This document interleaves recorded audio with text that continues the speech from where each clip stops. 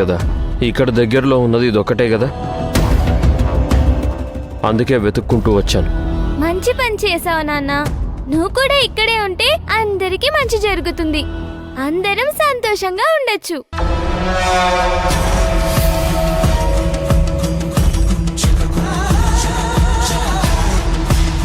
ఏంటి ఇక్కడ ప్రొసీజర్స్?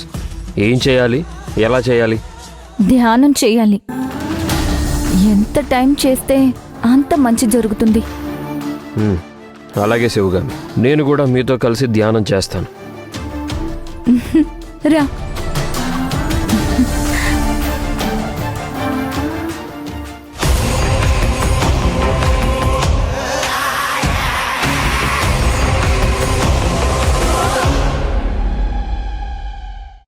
అర్జున్ని ఆవహించిన ఆ అసుర శక్తి శిష్యురని బయటికి తీసుకొచ్చి సంహరిస్తుంది. అవును ఆది, ఈరోజు అమావాస్య. అతనిలో శక్తిని పెంచి శిశిరను బయటికి తీసుకొచ్చే ఏర్పాటు చేస్తాను.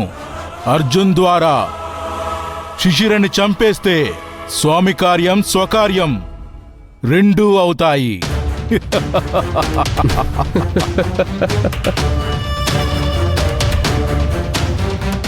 అర్జున్ శిశిరని తెలివిగా బయటికి తీసుకొస్తాడు. శిశిరని తన చేతులతో తనే స్వయంగా సంహరిస్తాడు. మన పని పూర్తవుతుంది.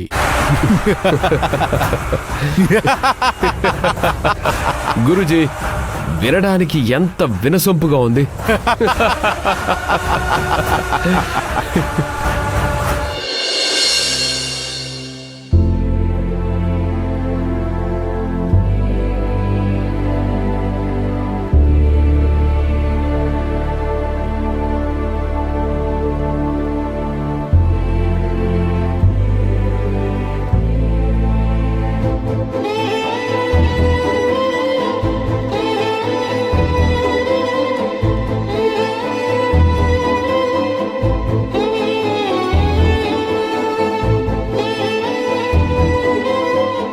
ఎందుకు నాకు ఈ పరిస్థితి?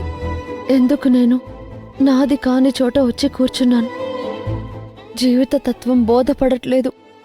జీవన సత్యం అర్థం కావడం లేదు. ఎంతగా భయం నుంచి దూరం అవుదామనుకున్నా దూరం అవ్వలేకపోతున్నాను. రాజుని పెళ్లి చేసుకున్నాక సంతోషంగా జీవించచ్చు అనుకున్నాను. ప్రశాంతమైన కుటుంబ జీవితాన్ని గడపచ్చు అనుకున్నాను. కానీ ఎక్కడా నాకు ప్రశాంతత లభించట్లేదు. ఎక్కడా నేను అనుకున్న సంతోషం లేదు. ఇంట్లో అందరితో కలిసి జీవించాలి అనుకున్న నేను ఆనందకరమైన జీవితాన్ని ఆస్వాదించలేకపోతున్నాను. పండుగలు లేవు, ఉగాదులు లేవు, ఉషస్తులు లేవు.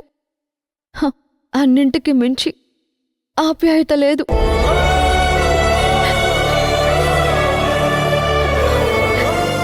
ఇక్కడికొచ్చి నా బిడ్డను నేను రక్షించుకోవడానికి ఒంటరి ప్రయత్నం చేస్తున్నాను. నా ఈ పరుగు ఆగేదెక్కడ?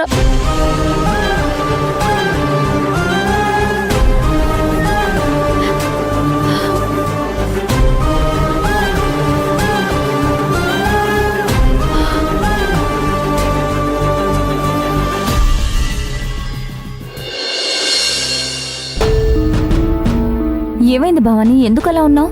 అమ్మా, నాన్నేదో విచిత్రంగా ప్రవర్తిస్తున్నారు. నాకు అలా అనిపించింది. నీకెందుకు అలా అనిపించింది? నాన్న నడవడము, మాట్లాడే విధానము విచిత్రంగా అనిపించింది. అలా ఎందుకు అనుకుంటున్నావు? నాకైతే అలా ఏం అనిపించట్లేదు. భవానీ గమనించినట్టే ఏదో తేడాగా ఉన్నట్టే అనిపిస్తోంది. అంటే ఆయన అర్జున్ కాదనా నీ ఉద్దేశం?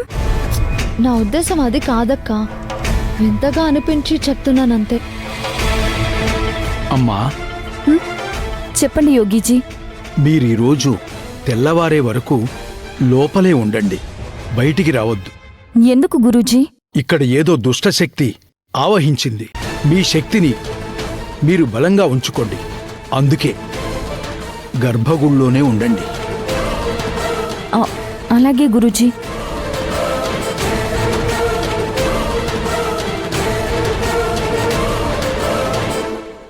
నాన్నా,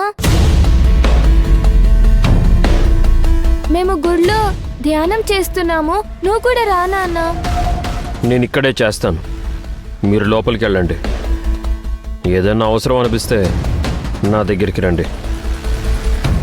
సరే అయితే పదండి.